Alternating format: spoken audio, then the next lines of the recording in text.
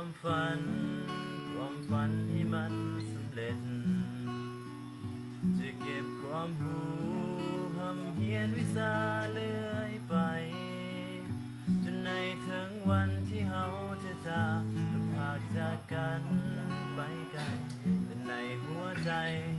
ของเฮานั้นบ่เคยลืมตลอดเวลาที่เฮานั้นอยู่ร่วมกันทุกคืนทุกวันบ่เคยจากลาความสามัคคีของพวกเฮานั้นเป็นที่หนึ่งเรื่อยมาจบการศึกษาพวกเฮาต้องได้ดี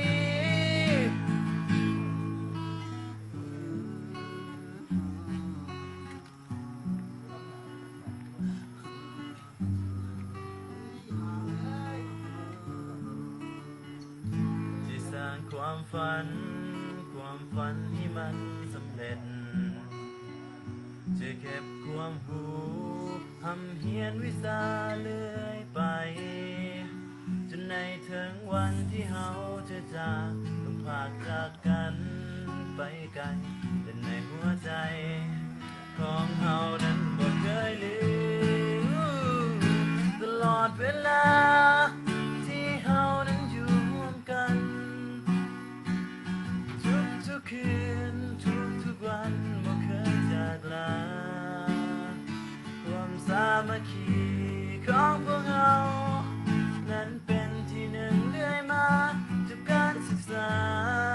พวกเราต้องได้ดีเวลา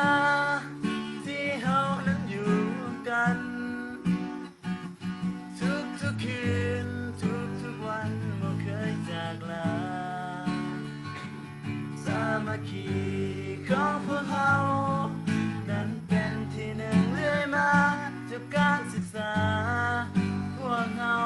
ต้องได้ดีในตอนนี้พวกเรานั้นอยู่แสนไกลยังคิดถึงวันคืน